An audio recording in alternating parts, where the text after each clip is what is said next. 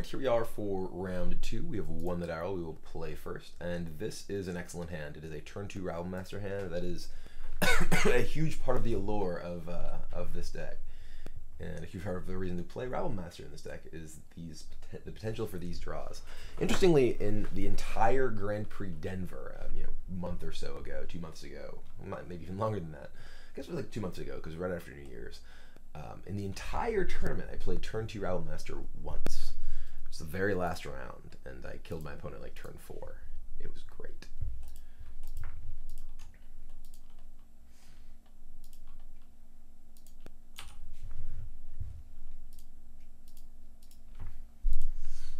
Alright, so Temple of Epiphany.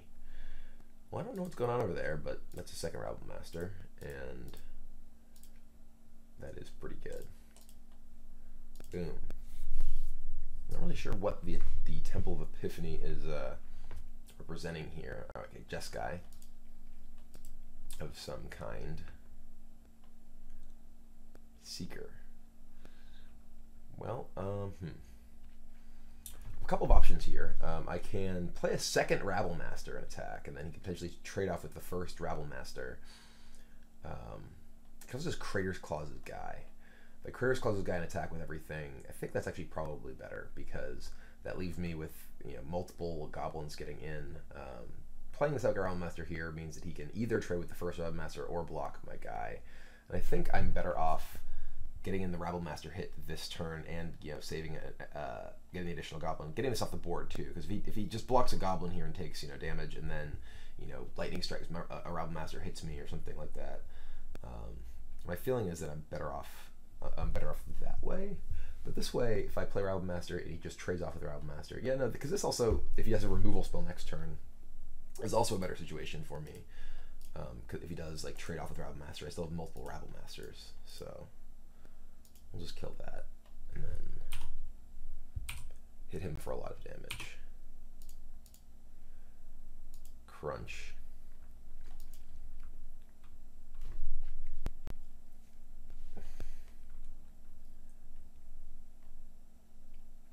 Mantis Rider. Okay, well, I'm sorry to say this is going to go poorly for you.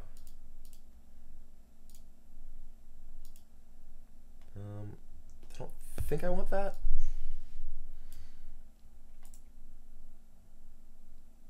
Because I'll end up with 2 more guys. There'll be 9 to, I'll put this in the bottom.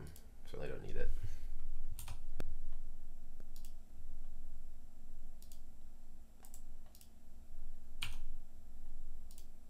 So everything attacks. This guy is gigantic.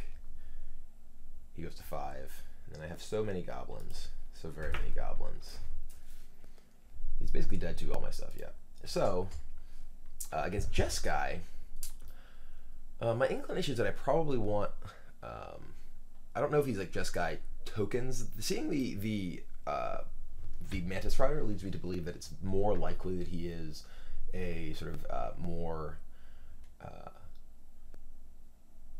sort of traditional style of early Khan's style of Jeskai deck, where with things like Rabble Master and the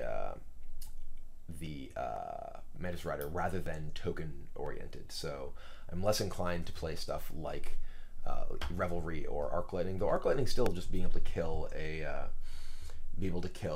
Mantis Rider has some value. So I think Wild Slash and Arc Lightning are both pretty attractive. Though we have to also keep in mind that we're not just playing against a aggressive deck. If they are playing a dig through time sort of setup, I think that I'd rather have these than the Crater's Claws, because Crater's Claws, Arc Lightning can also kill a Mantis Rider for cheaper than Crater's Claws, and Wild Slash can kill a Rabble Master or Seeker of the Way for just 1 mana, which is much better on the draw. Go ahead and take these out. I feel like Sarkhan is also potentially kind of weak. Flaming Phoenix also maybe a little bit weak, but same thing with Shaman. Not sure here. I feel like I'm inclined to sort of to err on the side of removing more expensive cards in general.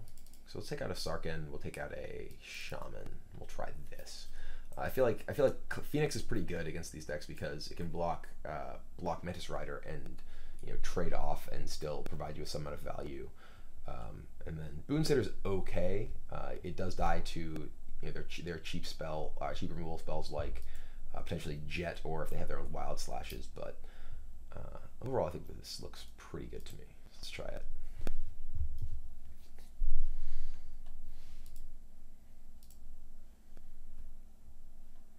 This hand is fine. It is sort of skewed in terms of the mana. If we don't draw another green source, we're gonna have trouble playing these Boon Satyrs. But Boon Satyr also has the upside of being a reasonable late game play for 5 mana. Well, there's a mana confluence, so we can play whatever. A triple Flaming Phoenix draw is kind of interesting, but is pretty vulnerable to Mantis Rider, unfortunately. I wasn't actually thinking about that when I kept the Phoenixes in my deck. It's possible that Phoenix should actually leave the deck for that reason. If he just plays Mantis Rider here, our hand is actually pretty bad. Actually, maybe should have just mulliganed this because we don't really have any good interaction anyway. Like, Phoenixes aren't particularly good in this matchup. Yeah, probably actually should have mulliganed this hand now that I'm thinking about it. Because these are kind of mediocre. These are also like okay, and we don't have anything to stop like just him playing Rabble Master on turn 3. We didn't have any acceleration to play anything to, particularly exciting, and now like we're in a position where like even if we just have like our okay threats are pretty weak against a lot of what he could do. Any reasonable draw from the Jeskai deck is actually pretty good against this. So sort of initially I was just like, okay, well this hand's okay. I can cast these spells and they're all fine. But this hand is just not going to be good against a good hand that the Jeskai deck can actually put together. Given my opponent kept 7, I think I probably actually should have mulliganed this hand.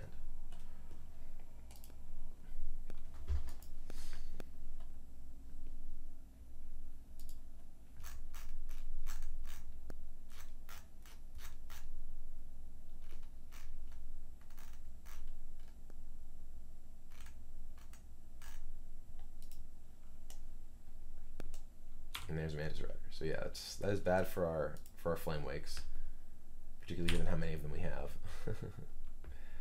And we are in some trouble already. These can't attack into this at all. Our Boons here, yeah, maybe they should just come out of the deck. Wasn't really thinking about how poorly they matched up against Mantis Rider, especially on the draw. On the play, like you can hit them and maybe like then play a removal spell to kill their Mantis Rider, but on the draw they actually seem quite weak. Oh god, we're dead. Rabble Master. Alright, well we're casting this at least.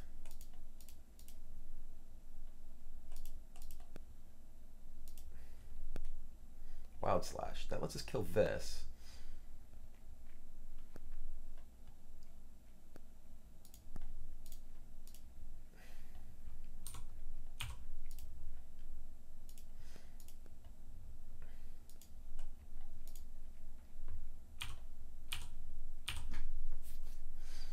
I don't particularly want to play another Boon Satyr here, but I don't really have a great option.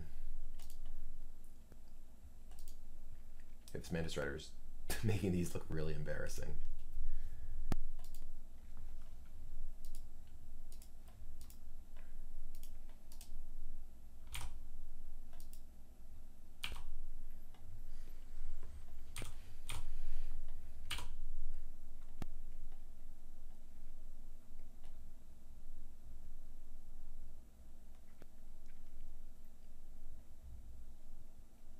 Maybe I do actually want Sarkhans in my deck. Citadel Siege. Alright, well, that is another potentially horrible thing for me. Oh god, this thing either being gigantic or tapping down my guys. Alright, well, we're going to cast one of these. Yes, Sarkhan actually seems like it would be kind of great here. Being able to kill Mantis Riders. Alright, well, it definitely seems like it's better than Flamewake Phoenix, that's for sure. Flamewake Phoenix is actually basically just embarrassing.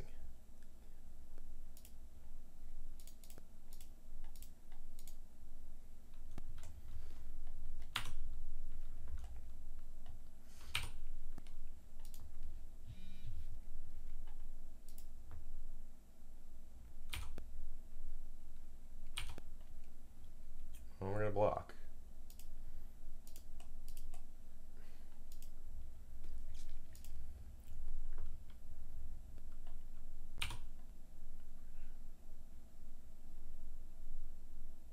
Well, we can actually cast, you know, deploy quite a few threats here.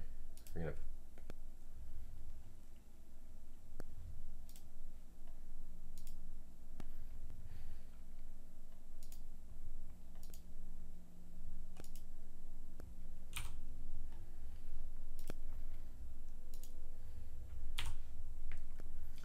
do 1 damage to us because we're gonna replay a Phoenix here and play Heir of the Wilds, but this is actually kind of okay because we don't want to just be able to trade off here either. All right, if he is just trading off here, we do get some damage in, which is pretty good. All right, well, we didn't want to just have to attack with this into his guy.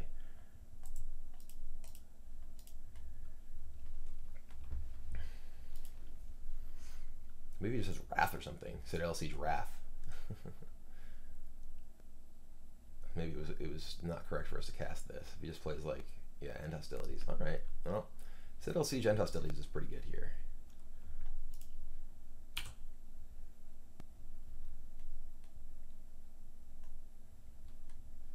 We don't want that. Now we need something to get our Flaming Phoenix back. I mean, this thing just taps it automatically. It may, right? No, it's just must. All right, well, I'm going to cast this Flaming Phoenix now. I guess I should cast it post-combat, so we can't tap it, and I could possibly block it if I wanted to.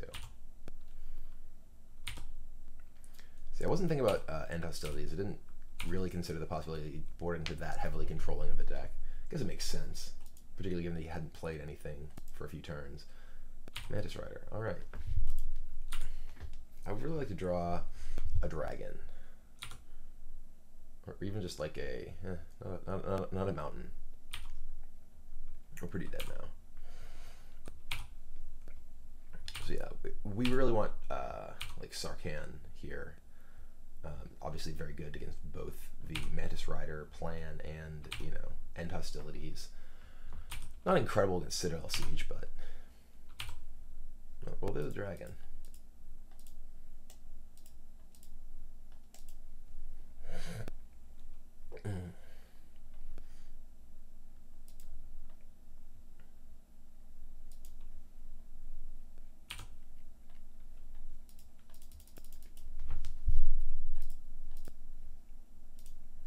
Tap 1 Phoenix. We'll turn 2 others. We're not attacking with our dragon because we don't want to just die to. I guess I'd have to do like Magma Jet exactly, or it could be another Citadel Siege.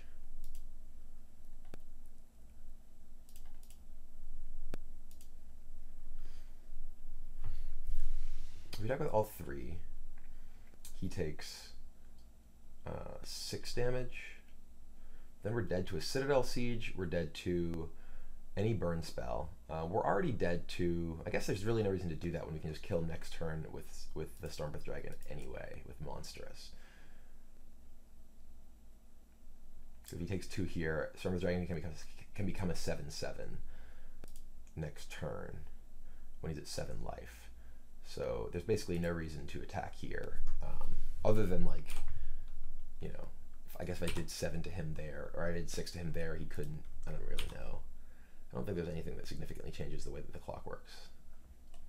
He's digging. All right, well, that's not good for me. Oh, maybe he's not digging. He should be digging. Oh, okay, yeah, he's almost certainly dead if he just doesn't dig through time here.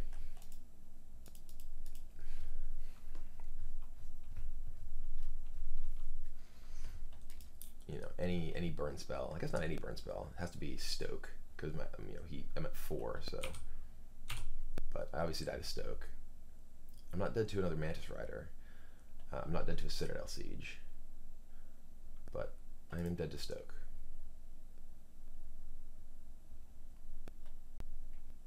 Yeah.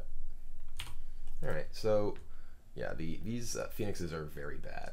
The Flaming Phoenixes are very, very bad in this matchup. I want to bring in. I want to get the Sarkhans back in here. I don't think I want. Maybe Shaman's okay. I don't know if he Shaman is actually pretty bad. Xenagos is really bad against Mantis Rider, so I don't want Xenagos in my deck. I don't know like how many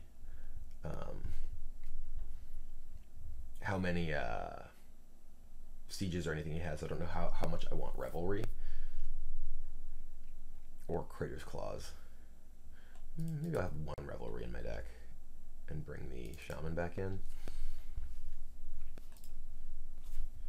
But yeah, these Phoenixes are just downright embarrassing and terrible, so I don't really want them. Shaman's vulnerable to all of his burn spells, but does, you know, as a 4/2 guy, does break through the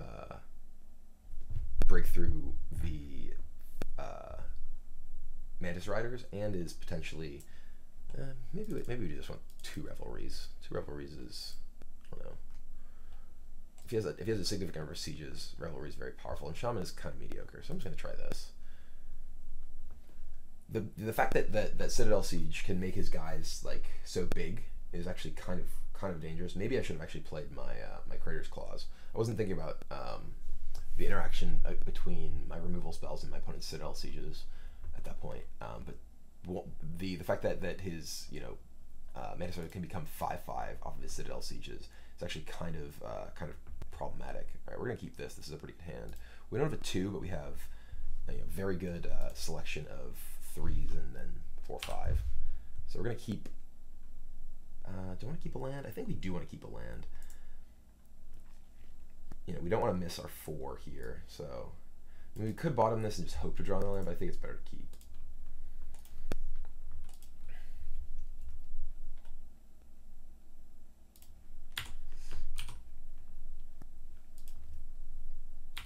Alright, so this is very good unless he has Wild Slash, because we have to Rabble Master and connect.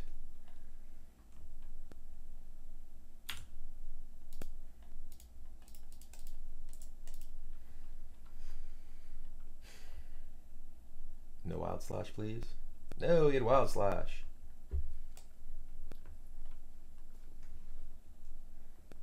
Brimaz. Brimaz is annoying. We're going to play Ashclad Phoenix. And this is troublesome if he has a Citadel Siege, because Brimaz gets out of range and very difficult for us to beat. Citadel Siege definitely seems like the problem for this green-red deck, potentially. Alright, well, we will block. The Valorous Stance, too. Valorous Stance would also be kind of a beatdown. Oh, okay. Just trading. Just a second Brimaz, that would make sense.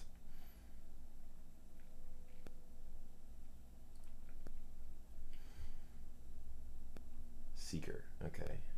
Well, I kind of just want to kill the Seeker and play another Ash Cloud rather than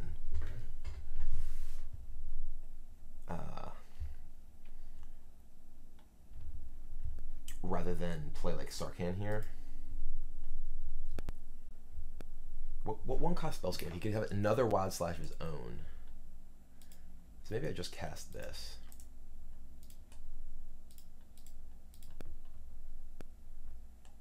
And don't attack. Because this also lets me block his Cat Soldier too. I don't want to get totally blown out by a Wild Slash here if he, you know, has that in his hand.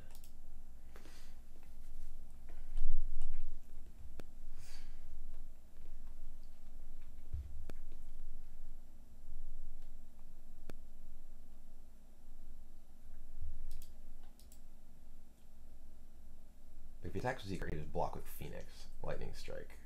Targeting the Morph. Okay. Again, I don't really want a Wild Slash here and just have him play his own Wild Slash.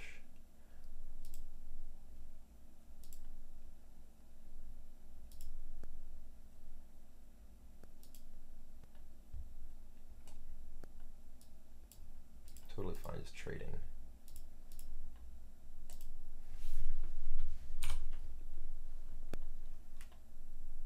Alright, well he did not Wild Slash me, which means I'm going to Dragon him.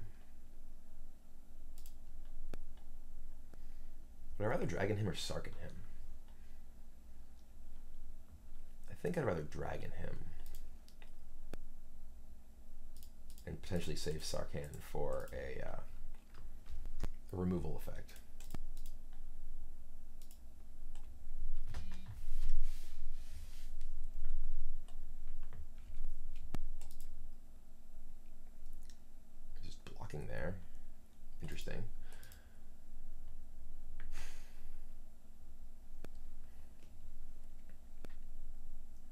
I think I just attack. I don't think I. Maybe I do play Sarkhan because if he does that, if he has a, yeah.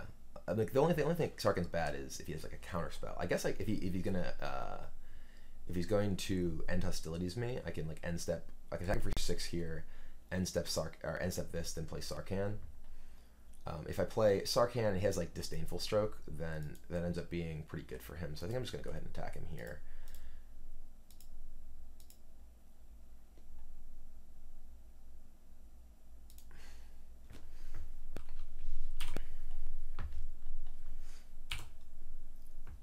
He didn't play land, so like, you know, the threat of end hostilities isn't necessarily huge, but we're 1 mana short of being able to actually morph this up. All right. Well, at this point, I'm just gonna untap because there's a good chance he tries to stoke this, and I want to be able to boon Satyr in response if he tries to like stoke my dragon. Because this also potentially lets me flip this up too, so he can't just not do anything here. He tries to stoke dragon, I boon Satyr it, and he takes 1,000,000 damage. I'm just gonna say go. It's fine. All right, like I said, that's fine. You can like try and stoke this now. Dig. Okay, that's fine. I'm not really sure how he wins from this position. We can flip this up, so even if he end hostilities, this kills him because it flips and does 2, then flips down, then I flip it back up, deals 2, and then it deals 4. So basically, I was just positioning myself so even if he had stoke there, he couldn't remove this, and you know if he has like another removal spell he wants to try and play on this, you know either way, Boom Satyr can potentially threaten that. So I think that this is just a safe line of play against what he can potentially have here. I'm not really sure we could play that he doesn't die at this point. Yeah, so we flip this up. Triggers, flips down, flips up, kills him. Yeah, and we win. So yeah, I mean, we cybered pretty horribly, or rather I'm not going to rope you into this. I cybered pretty horribly for the second game, not really thinking about just how weak Flamewake Phoenix was against the selection of creatures and removal effects that my opponent had. I hadn't seen the Siege, so maybe, that certainly also makes Phoenix worse for a number of reasons, but ultimately switching back to, sort of more, a more high impact threat package for game 3. I mean, my opponent did stumble on mana a little bit. His hand was not his draw was not the best, but we were able to try and maneuver around the possibility of him having certain things, and while the win wasn't sort of just a stomping like it might have been if we just sort of tried to kill his guy in response and didn't let him lightning strike our guy and then trade and gain life or whatever, but. I think that took sort of a safe route that ended up working out. So anyway, we are on to the finals of our 8-player queue. Let's go.